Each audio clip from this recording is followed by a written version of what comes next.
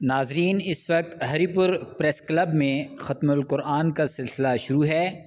बहुत ही एहसन इक़दाम है नौ मुंतखब काबीना प्रेस क्लब हरिपुर का, जिन्होंने प्रेस क्लब फ़ाल होने के बाद प्रेस क्लब की बरकत और बेहतरी के लिए ख़त्मुल कुरान का एहतमाम किया।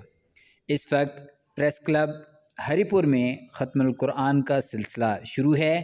अब से कुछ देर बाद मौलाना अब्दुल वहीद अब्दुल्ला दुआ फरमाएंगे।